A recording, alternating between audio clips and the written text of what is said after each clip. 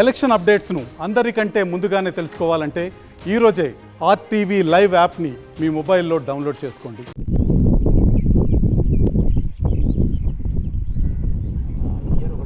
నా పేరు షేక్ మహమ్మద్ ఇబ్రాహీం. నేను ఖమ్మం పట్టణానికి చెందినటువంటి రైతును. ఖమ్మం చెరువు చరిత్రను పరిశీలించినట్లయితే భారతదేశంలోనే అతి పెద్దదైన అతి పురాతనమైన ఆసియా ఖండంలోనే మానవ నిర్మితమైనటువంటి అతి పెద్ద చెరువులలో ఖమ్మం చెరువు ఒకటి. దీనిని నిర్మించడానికి కొంత చరిత్ర ఉంది. శ్రీకృష్ణదేవరాయలు సతీమణి ఆయన దగ్గర అలిగి వచ్చి ఇక్కడ కొండ తిప్పల మీద నివసిస్తూ ఉండేది. ఆ కాలంలో దాదాపు 500 సంవత్సరాల దాటిపోయింది. 2015లో దీన్ని ఆమె వచ్చింది.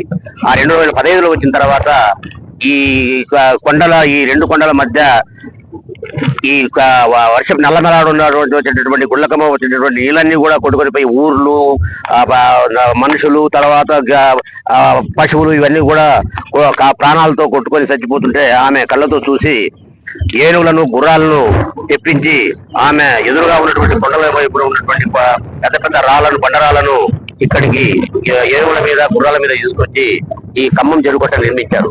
ఈ అసలు చెప్పుకోదగ్గ విశేషం ఏంటంటే రాళ్లతో నిర్మించారు. ఒక సిమెంట్ లేదు, ఇసుక లేదు, చుక్క నీరు బయటికి పోదు. ఆ విధంగా మానవ నిర్మితమైనటువంటి ఎక్కడ భారతదేశంలోనే ఈ విధంగా కట్టింది ఉండదన్నమాట.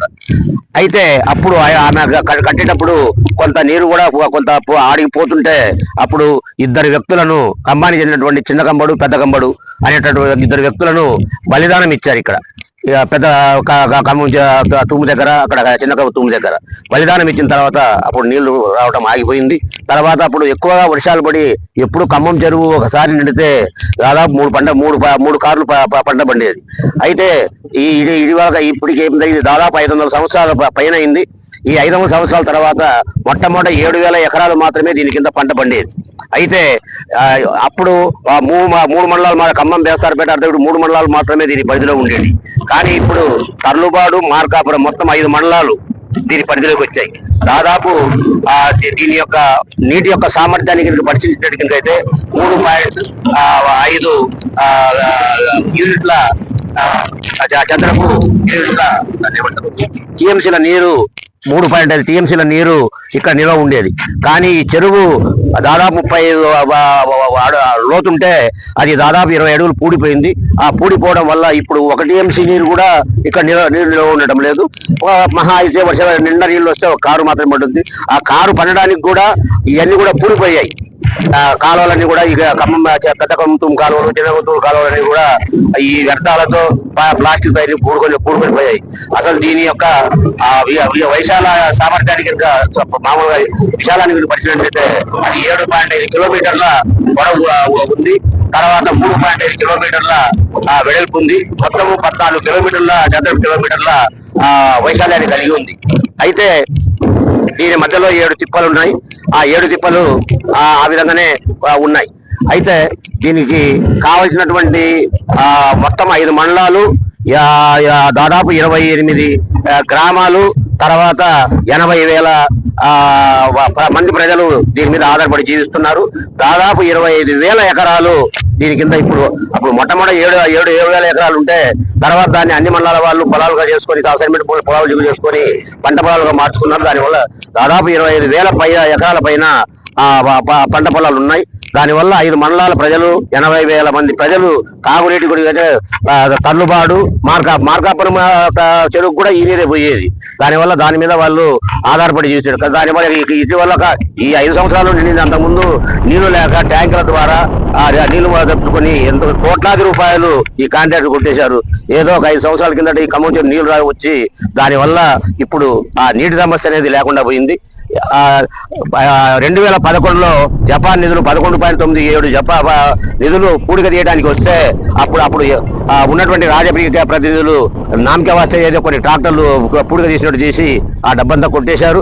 తర్వాత ముఖ్యమంత్రి ఎన్టీ రామారావు గారు కూడా వచ్చారు ఇక్కడ ఖమ్మం చెరువు కట్టకు. నా పేరు గంగారం పోబయ్య, ఖమ్మం మండలం, ప్రకాశం డిస్టిక్. ఖమ్మం చెరువు కింద మధ్యతరగతి రైతును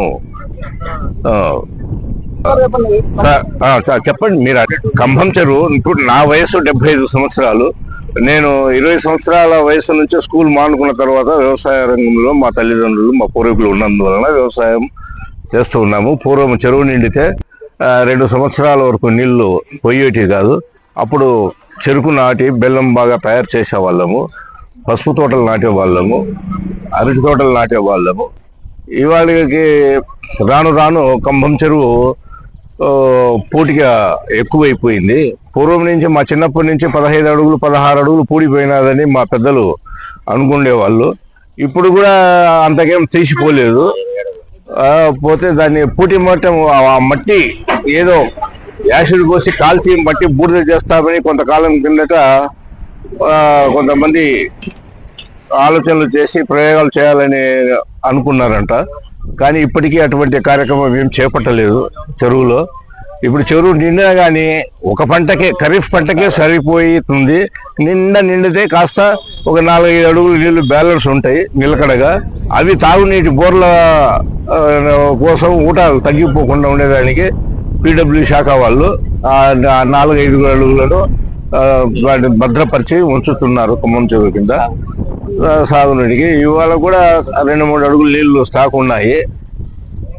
అవి వర్షాలు పడి మళ్ళీ వస్తే సాగు, లేకపోతే 6-7 వేల ఎకరాలు సాగు ఆగిపోయినట్లే రైతులకు.